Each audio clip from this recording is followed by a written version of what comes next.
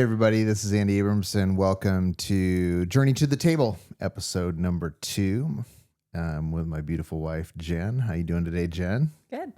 Doing good. Well, we made it through one episode. Yep. And so we're jumping into the second conversation today. And so why don't you want to take a minute and just kind of remind people what we covered last time and kind of where we're going to jump off in the story. Well, we mentioned in the last one that we're trying to give kind of an overarching picture. We'll hopefully go into detail on more stories and with different people and situations, but we just kind of each shared what brought us together and the different roles that opening our home and the meals around the table, the impact that had on our lives, and then the opportunities that we had to live that out. Yeah. So where we kind of ended the story was we're in Minnesota, right? We had just stepped out. I briefly shared the story of us stepping out and starting Elementum. One of the exciting times in our life, I would say, was in those kind of first early years as we're trying to figure things out. And God was just blessing the ministry like crazy, what we thought was just a handful of churches in northern Minnesota, and God had some other plans for us. Our ministry, Junction 122 in Brainerd, Minnesota. Yeah, I mean, there were kids driving, young adults, I say kids, young adults driving sometimes an hour each way because they craved the relationships and just the ministry that was being done in little Brainerd, Minnesota. And it was huge. I mean, it was huge for us, but I really think that, like, even now, looking back, how many people's lives were impacted and families planted and grown from that experience. Yeah, and so we're doing locally Junction 122, but then we're also helping churches. I'm driving 2 or 3 days a week. I'm hopping in a car and driving to Bemidji or driving to Duluth or driving to St. Cloud. And then God begins to expand our ministry, and I remember early on calls with young adult college leader in Las Vegas, Memphis, Orlando. And it was like this realization. I don't even remember when the conversation started to come about of like, oh, this is actually a little bit bigger than we thought it was going to be. I know, because at first when we started our ministry sort of outside of the church, when we started it, we really felt the burden for Minnesota, and we knew that it was something going on across the country, but we were still just we were just saying yes and like walking through each next doorway. And at that time, it was the people that were within 2 hours, 3 hours, 4 hours. And then it started more. Yeah. And you were driving 3 hours to the airport. That was hard because it'd be January. We didn't have much money. I know. I was taking, crazy stories I remember before anybody knew of Spirit Airlines. Yep. I took Abby right? on a trip. I went to Portland, and we went from Minneapolis to Chicago to Phoenix to San Diego, so San Diego to Portland, 22 and a half hours. And did your luggage make it? No, the luggage did not make it to Portland. And what did Abby think about that? that? She loved it. Like she thought it was the greatest thing ever. So amazing. So amazing. Yeah. So like we're missionaries, we're raising support. We're trying to get to some of these other places. Trying to figure out who we are and what we're doing. Yeah. Like, we knew that there was a need for college leaders, not only in Minnesota at this point, but now nationally. There was this growing verbalized need. We were feeling it for leaders that were working with college students. And that started while we were in Brainerd. Yep. Yeah. So, and we had 5 kids. I'm starting to travel. Like you were saying, I'm leaving at, for a 5 a.m. flight at 2:00 in the morning in January. We didn't have money for a hotel for you to go. And it's like 30 below zero or wherever. And we're like, this is miserable. Yeah. And so I remember, there was conversations of like, okay, if God's going to continue to grow this, is Minnesota the best spot for us? You know, or would God maybe be potentially leading us? And so we did this crazy thing that people thought we were totally insane. Yeah.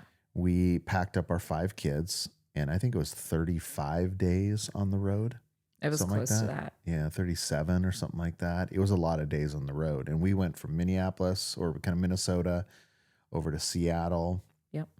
Well, we went to places that we had relationships with. relationships with people, and places that we had prayed about and that we felt Could be, yeah, could be maybe. could be. Yeah. And we had kind of picked out, I mean, we didn't go there on this trip, but we even had like Atlanta on the We did list, Atlanta you know? after that on a Yeah, trip. Yeah. yeah. But on that road trip was Pacific Northwest, Seattle, Portland, down to Sacramento, Southern California, Las Vegas. Yep. And then the last stop. Yeah, because did we go over Dallas down, or did we go do No, down I think this one was just straight to Austin and then up? Yeah. Yeah. So we had some friends, Janet and Jesse Reeves, that were here in Austin. And we had gotten to know Jesse through some various ministry opportunities over several years. And he had just moved from Atlanta back to Austin. And he had always been talking, man, we just love Austin. It's amazing. You should come visit. And so we decided, for some reason, I don't even know why we did, but we decided on that kind of last leg is that we would spend some time here in Austin as a family. Now, you had gone before, right? Was it before that you went to IF? Yeah. Yeah. And helped out with the first IF gathering. Yeah. And when I flew in, I was like, this is it. Yeah. And I called Andy from the airport. I hadn't even left the airport. And I'm like, I think that this is where we're going to live. And he's like, whoa, whoa, whoa. Yeah. So we actually took our family down here and spent, I think it was a week and down here. Nick was with us on that trip in Austin here. And man, we just fell in love with this city. I just like, man, if you haven't been to Austin, Texas, you need to come and visit us in Austin, Texas. I mean, it's just like, for us, it was like we always tell people it was like the convergence of all the things we loved about the different cities. Yeah. You know, you get it's a hot Portland. Yeah. You get kind of the cultural, artistic side of Portland. Plus you kind of get the, kind of the foothills feeling of Northern California where we're at in Placerville. I would say there's even a sprinkling of Minnesota. Yeah, Minnesota. Well, even think about like the outdoor life of Minnesota, you know, hunting, fishing, hiking, biking, cross-country skiing. That's here too, right? But it's not the cross-country skiing. No, it's just paddle boarding and hiking and different things like that. So there's this outdoor culture that's happening. So in a lot of ways, it was like this convergence of like all of these places that we love in a city that was so vibrant. Yeah. Yeah. And there was something we could feel. There was an energy and a sort of support of dreamers. Yeah. Which the way I describe it is that I viewed you as like a racehorse, that in Brainerd, you were a racehorse that had been trained, had been fed, was ready to race and ready to go, but he was behind the gates. And I could see it in you. Like there was so much in you that wanted to just live out this calling. And it was hard sometimes, even for me. I could see in you the giftings coming together rapidly, but there just wasn't the opportunities there. And there was a lot of limitations in lots of different ways. When we locked in on Austin, and I would say it probably wasn't until we moved here, but we'll get there, I felt like the gates got open. Yeah. So how we got here though, I mean, so we do this trip. Yes. We come back, we're like, we really feel compelled. Like, and it was a whole family thing. We all really felt, we ended up bringing my mom on another trip because we had decided this is it. We brought my mom down. We spent, I think, a week with her down here, like 6 months later or something. Yep. And she really loved it. Yeah. She had struggled a bit with the winters in Minnesota and just the cultural, it was very different than what she was used to. And we came to Austin, and she kind of felt it too, even though she wasn't, I don't know, she wasn't looking at things the same way we were, but she was like, okay. And I think soon after that, she listed her house, and it took a while. Yeah. Or was it before? I think it was before that. She had already listed her house because we knew we were going to move. We had communicated, and we had let her know that wherever we went, we wanted her to come with us. Yeah. It was interesting though, because yes, we identified Austin, but we didn't feel released It was from still Brainerd. a ways out. Yeah. And like, that too. There were some things that we really needed to happen in Brainerd in terms of feeling like that we were ready to be able to leave. And so that was hard. It wasn't even us feeling ready. It was like permission. We did not have permission to leave. Yeah, we knew the city, but God was like, not yet. That was one of the hardest seasons for me. Yeah, I mean, it was literally like the racehorse. Yeah. Knowing and having that clarity, and then, okay. Yeah. Now what? Yeah. And we didn't even know how. Yeah. I remember there was several times I would sit with Joel Keller after a board meeting. At Communitas, we're part of this small church doing this restart. And Joel and I are sitting afterwards, and I would ask Joel of like, why has God not released us yet? Yeah. Like, and there would be tears in my eyes of like, I just want to go. I know I'm supposed to go, but why won't he release me yet? And there was that like kind of that angst of like, I know what the next season is. Yeah. And having so much clarity. Yeah. But also not yet. Yeah. But wild story about how we got here. So we're on another trip. We took a trip. We actually took Molly Hagley with us, and we did another West Coast, but this was purely like to visit family and friends. Do some ministry updates and kind of share with people what's happening. Yeah, and connect with people. And we're in Placerville at our friends, the Fitzgeralds. Yep. Kids are planning their crazy show for us. They did. Every year they would do this kind of like talent show where they would do dances, and Abby would do gymnastics and stuff. My mom had sold her house. Yeah. Like, and she was in the process. She was just about to close. So we had moved her out. She was living with us. Yeah. And we had redone our garage. She had her own big room in the garage, like extra garage. And my sister had come, and they were going to drive down to Austin while we were in California. And all of a sudden, and she had said, no, I don't. Yeah, she had said she just wanted to check it out. Yeah, she's just like, I want to go check it out. This is why it's important to sit and talk about this. Yeah. Like, because I'm realizing like just talking about it helps me remember. So she came down, and she was going to live in an efficiency apartment. So she moved to Bee Cave, to an efficiency apartment. So it had all the furnishings and everything. She was going to do 30 days. She just wanted to like be in the city. Yeah. And we were, great. And she came, my sister came with her initially. I think she stayed like a week with my mom. And then I think like, was it 2 weeks into it? No, I don't think it was even 2 weeks. I don't think so either. I think it was like a week and a She half. called us. We're in Placerville. She calls us and says, I bought a house. We're moving to Texas. I'm building a house. Yeah.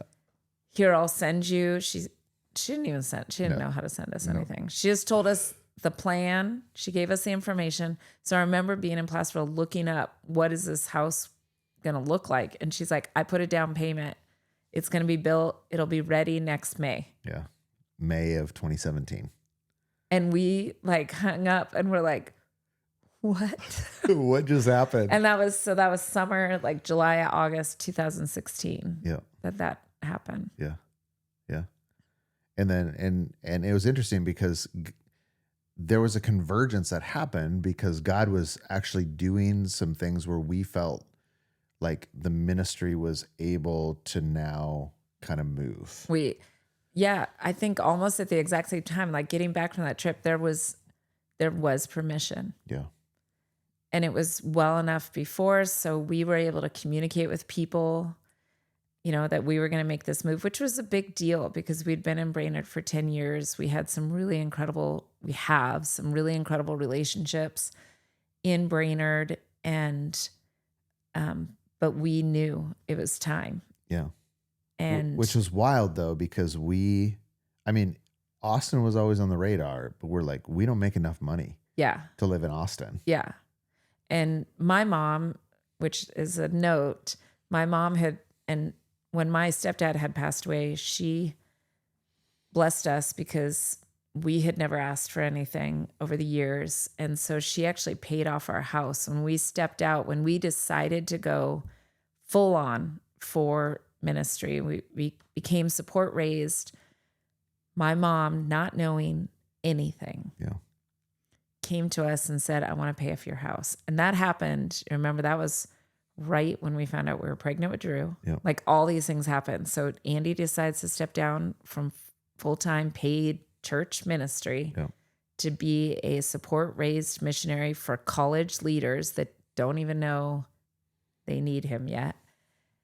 And my mom says, I want to pay off your house. Yeah. And we were like, wow, okay. And that was just a confirmation of, I got you.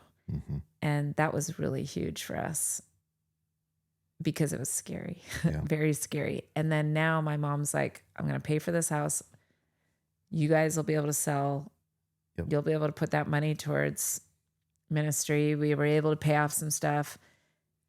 It was, man, it's good to remember it. Like, that was profound. Yeah. Because even, I have to note, my mom had no concern for what the Lord might want in her life or in our life. But there was something pressed on her heart to care for us. And even she caught a little bit of the vision in her own way. She had no idea what I was doing. No, she had no idea. She didn't really care. Even Yeah. if we tried to tell her, she really didn't care. Yeah, so 2017, we pack up. Yeah. Sold our house in 4 days. Yeah. Chad Schwinneman. Yeah. Shout out to Chad. Schwindeman. Greater Minnesota. Man. Sold the house in 4 days. Had a weird pipe, not even pipe burst. It was a rainwater weirdness that had never happened while we lived there. But during that but the buyers were awesome and had such a good experience with that. And so we closed. I think it was like end of July, beginning of August, 2017. But we had moved down. Yep. I came down with my mom, helped her get situated, then went back up. Finished packing up. Packed up. You went down with the kids. Yep. Brought the kids with Leah Anderson. Yeah. Made the epic trip. Yeah. And then I drove down by myself. Yeah. Yeah.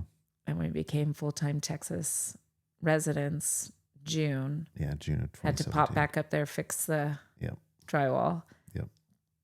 So that summer, 2017, we became residents living with my mom in a beautiful home, great home in Belterra, which really put us in a place where our kids, Drew and Riley, could walk to elementary school. Our kids really found themselves. I think the girls, the twins were freshmen. Macy was 7th grade. Riley and Drew were in elementary school. We had a 1st grader and a entering 3rd grade. And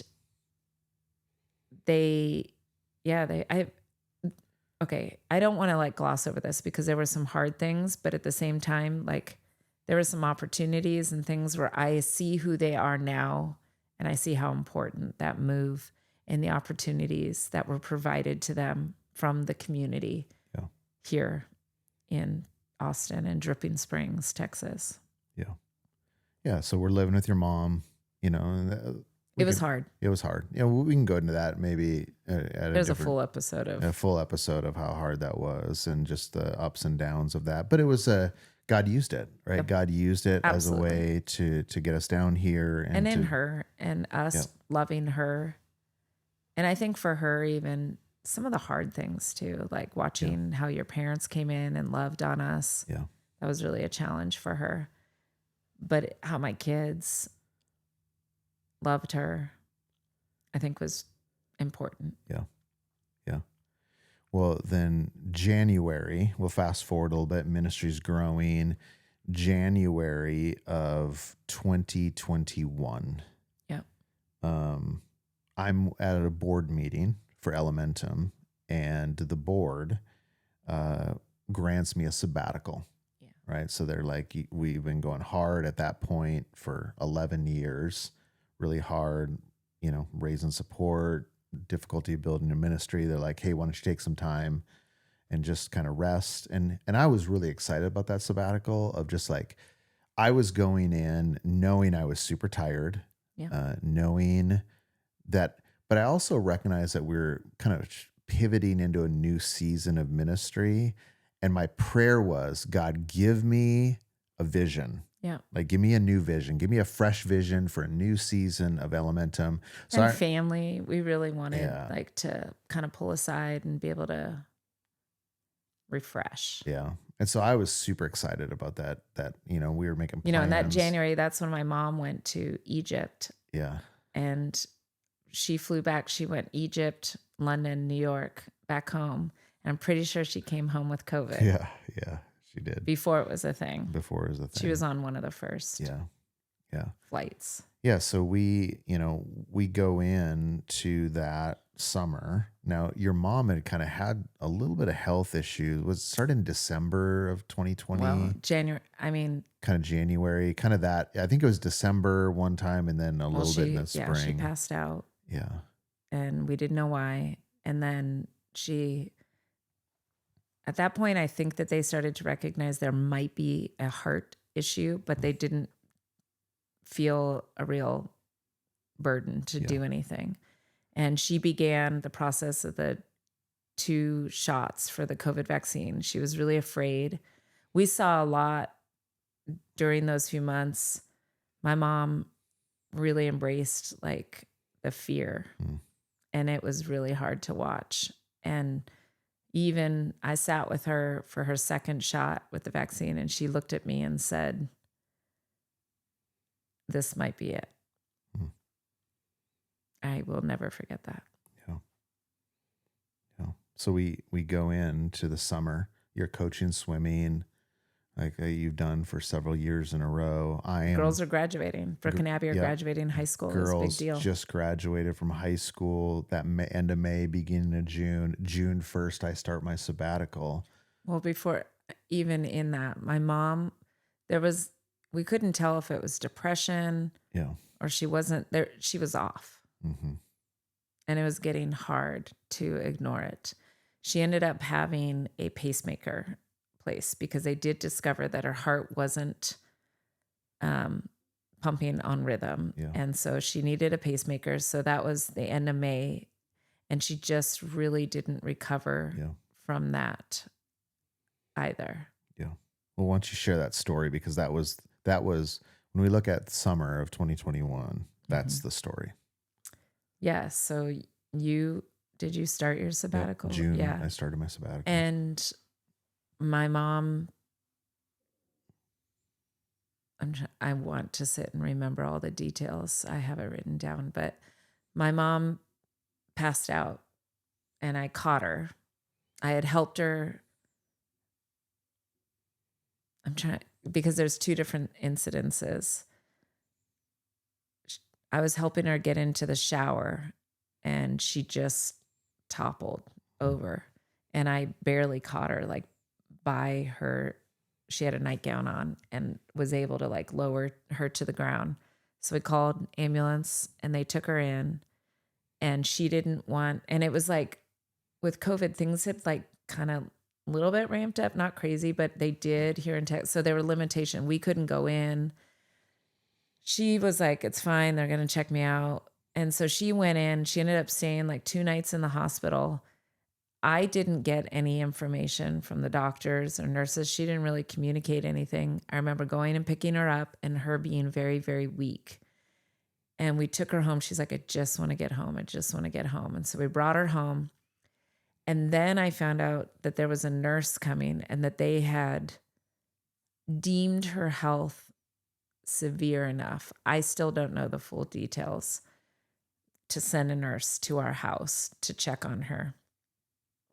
And within, I think that was less than 3 days from her coming home, the nurse came, walked in, checked her vitals, and looked at me and said, we have to call an ambulance now. And my mom had been really lethargic, and she was responsive, but she wasn't clear-minded at all. over that time. It was like 2 days. It wasn't even 3 days. And so we called the ambulance. They take her in. This time I'm like, I'm going in. So we Mhm. went into the emergency room and I sat with my mom, and they ended up calling the ICU doctor in to look at her because they were going to admit her to the ICU. And he looked at me and he said, I'm going to try to save your mom's life, but I don't know if I'm going to be able to. And at that point, it was her liver Yeah.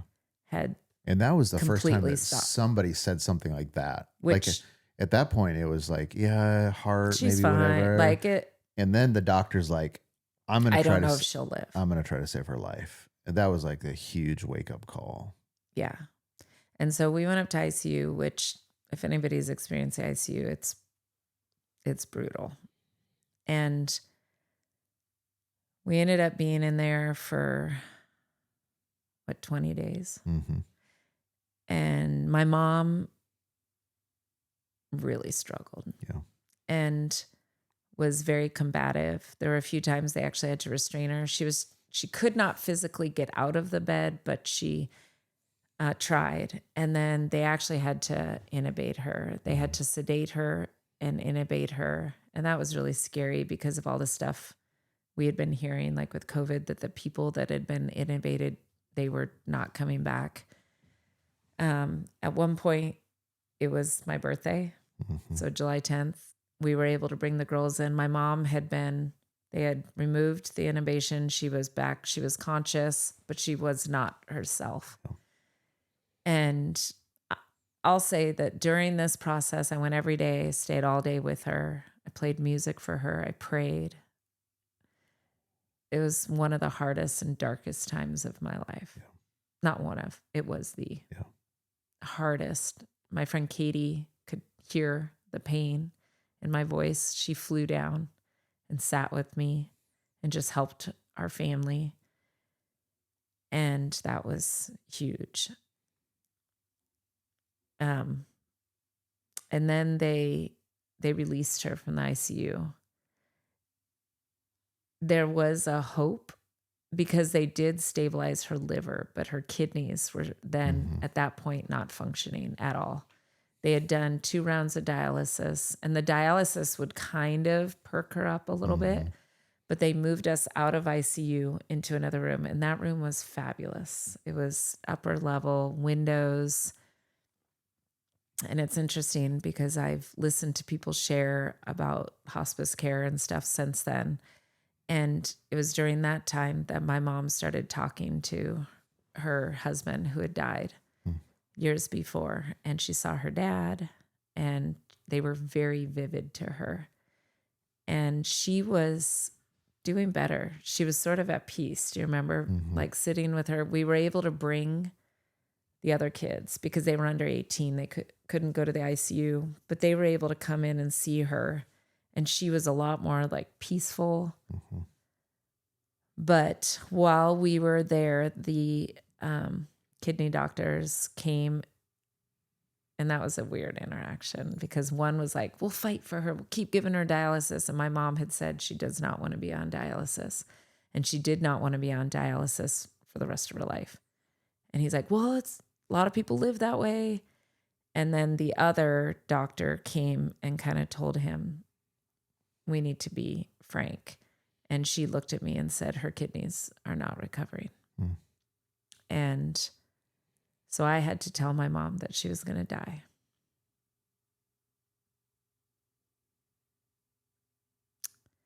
And she said, okay. And she said, I know. And it was interesting because the whole time we were in the ICU was really hard. And she was grateful for me, but she was mean.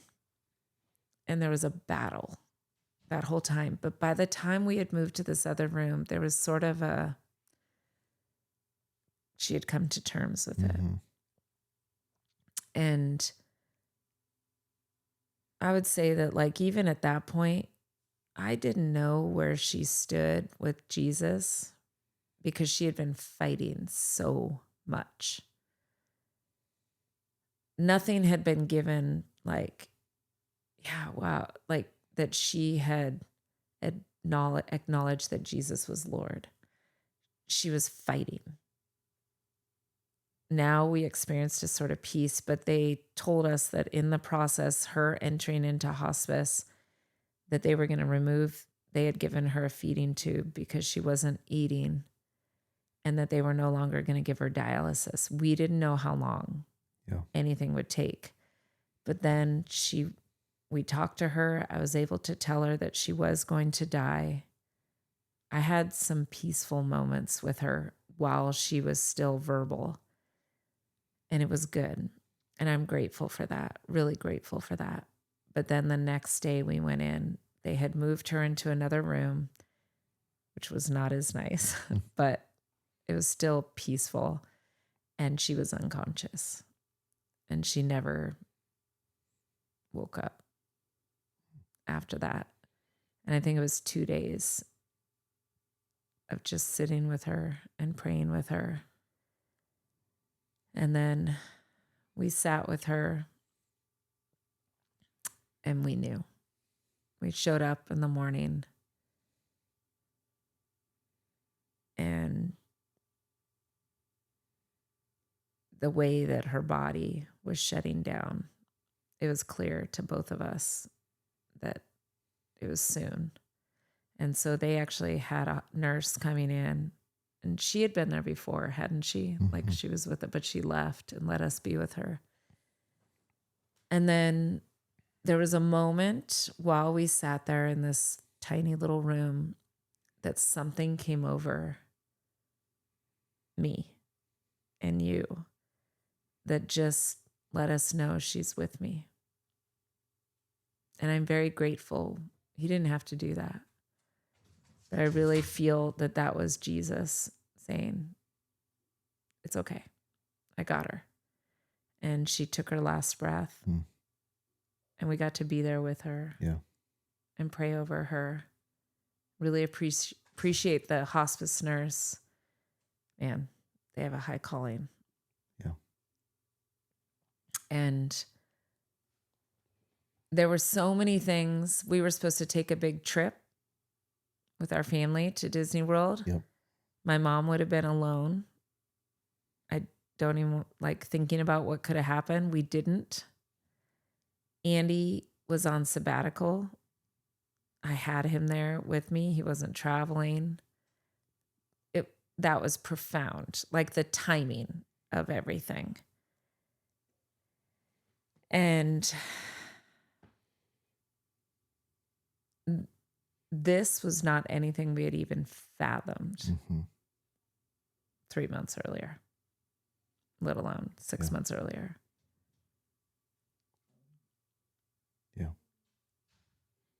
Yeah, it was a wild summer. I mean, from my perspective, it was really odd because I remember those 20 days of literally leaving early in the morning with you, driving down to Austin, dropping you off, coming back every day, coming back to the kids, making sure they were getting to swimming and getting to wherever they needed to get to about finish with lunch, figure out what they were going to do for dinner, and then drive down to be with you until the hospital would close, kick us out at night. We would drive back, turn around, and do the same thing the next day. Just for like 20 straight days. It was hard, like I think about like as a husband, it was like I was thankful that I had the space. And I always, when I tell people the story of it, I'm like, God knew both from where we could have been with, on a trip to Disney, but also of like heading into that sabbatical of like, what I thought was for vision and rest and refreshment was actually for me to be dad, and be husband and kind of walk through that journey over those next several months together. And it was hard. It was a hard season. It was hard though, because I think part of it was too, that there was I was thankful I got to do that, but there was also a disappointment. Yeah, for sure. There was disappointment, and like, I felt like that what I would hope was going to happen was taken from me. And now I had to go back September 1st jump back into work. And we were pretty emotionally raw Yeah. and like tired for months. Yeah. And I mean, I just think about like the proverb, man may plan his ways, but the Lord Yeah. will lead his steps. It was very much, we had a very different plan for that summer. Yeah. Yeah. But I remember getting into like, I remember September, October, November. I remember being pretty frustrated with the Lord Yeah. of like, I don't have vision for a new season. I, I just like, I'm tired. I'm raw. We walked through this journey together. Well, and we were still kind of carrying it. You know, Yeah. we didn't, I feel like there was an important moment in November. So my mom's birthday, November 21st, she had been cremated. We decided that for our family, we wanted something really small to honor my mom. And so we took her ashes back to Long Beach and we got to meet with our whole family. Like my sister came down. We had your parents, sister, all the kiddos, Josh, and the kids. We stayed in a house together. And there was something really sweet about that moment. And I feel like that was like the closure. Yeah. There was the timing, the rhythm of it. Wouldn't you say, like, even Yeah. for you, for me, it needed to happen. Yeah. I think for the family and for us, it needed to happen. I think it was closure. There was still like, I hadn't still fully comprehended what God was going to call us to in this next season. Yeah. And so, but I do feel like that in November, my heart started to stir a little bit. Yep. And there was like this, like, and I remember in, I think it was February. It was February of 2020. What would this be? 23. This would be No, 22. 22. Yeah, this would be 22, February 22. There was a sense that I began to have of like, I think that there's a deeper level yet that we can go with leaders. Yeah, because up to this point, we had been doing what had been modeled for us and what we had seen in sort of events Mm-hmm. and being at churches.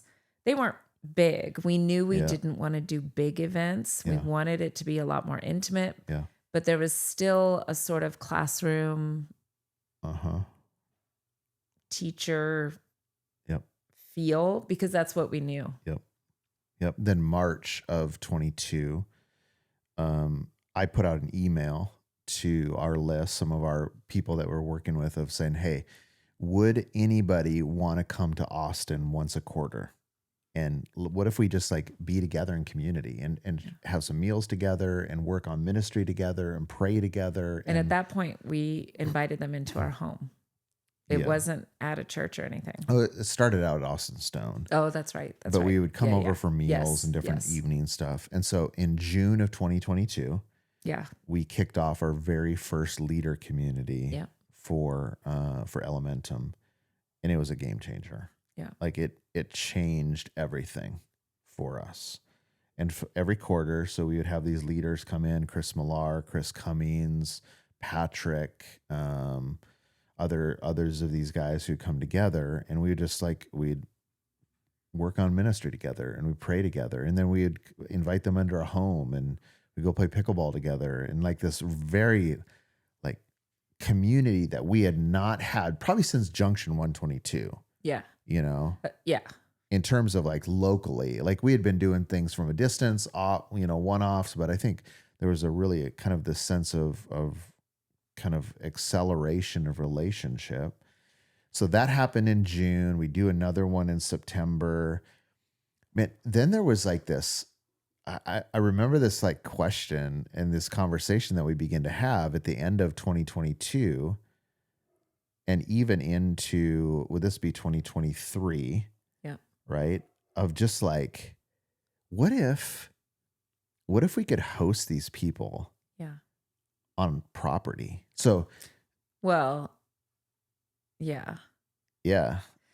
Kind of. I mean, did we have that before we even saw? Yeah. I mean, we were starting to ask those questions before we even saw the first property. Yeah. Yeah, that's right. Of just like inviting people in, and like, and even a kind of a fun thing. And I'll cut to some pictures here, but man, remember the table we had built Yeah. in the house. So from Phoenix, we have this huge farm table built because we wanted this big table to What is be, it? 9 by 3? no, I think 9 by 4 or something 9 like by, that, yeah. 10 by 4 or something like that. Like it's massive. And we could fit like 16 people around it, and how many meals that we had. So there was like this kind of like thing that God was doing of kind of rebirthing Yep. a new season and kind of like giving us vision for a new season. Kind of back to who we were, Yeah. like not outside of our lives, but like we wanted people to feel welcomed Yeah. into our home. Yeah. Then December 2023, The fact that you remember these dates kind of blows my mind. I've I'm told like, this story. I've told this story I so know, many but times. I get groggy. I'm like, I don't know. No, what I thing remember. happened first. I've told these stories so many times. December of 2023, Lenny Moon, Yeah. right? So there's this property in Dripping Springs. It was an old, Not an old. not new. It was a new. Yeah, It was new a like resort. 7 acres. Yeah, 7 acres, had 10 tiny homes on it. Yeah. 3 2-bedrooms and a big 4-bedroom pool, wedding chapel, Yeah. whatever. All on 7 acres. Yeah. But cool. Yeah, so cool. And we looked at that and being like, that's what we want to do. What if we could do something like that? What if we could do something like that? And have people stay on site with us Yeah. for these events? Yeah. So we started praying about that. We shared that with our kids. They got excited about Yeah. that. And so over the next several months, we began to say, okay, now we have this house That my mom left to us. that your mom left to us. And what if we could actually leverage that house to then get on a property so that we could begin to build a space Yeah. for leaders and family and friends and Well, and for our kids, Yeah. that was something really important to my mom. And I do want to highlight, like, as we share about people, that we're going to honor the people and the different roles they played. And for my mom, it was really important that there was a foundational legacy for our kids. Yeah. Like for her, security was big. And so having a place to always go home, Mhm. a home base, Yeah. was what she had hoped that we could provide. Yeah. So the next several weeks we prayed, Yep. and I remember at the beginning of, it must have been January, February. Well, and okay, so this property, when it was for sale, we walked it. It was $2.7 million. Yeah. And we're like, I mean, not even in the realm No. of anything we could afford. But it was what God used to kind of stir Yeah. and to give us a vision Yeah. of what could be. Yeah. Yeah. I still drive by it. Yep. When I drive by it, I see Lenny Moon and I'm Yep. like, God used that property. Yep. I don't Yeah. know what he's using it for right now.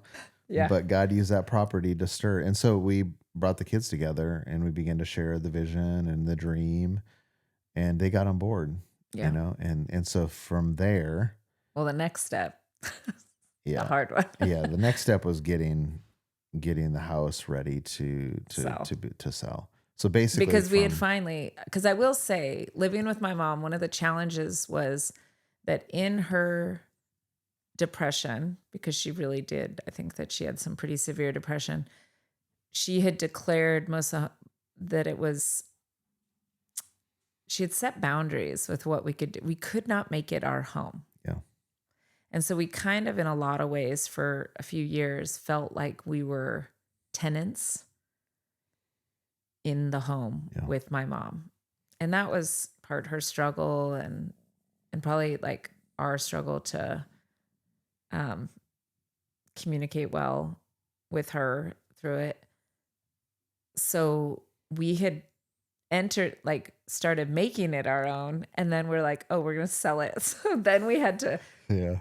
whitewash everything, make it sellable, make it, so that the people that come in can envision their own style and stuff. And so that was actually that was hard. I had to take down my wallpaper I put up that I loved. Yeah. Yeah. Then that led us to July of 2023. Yeah. We put the house on the market. Yeah. Well, so we'll wrap up kind of part one of this. Here's the question I was just thinking about is how sometimes God can use difficulty for vision, right? He can use grief and he can redeem that grief for planting something in his people.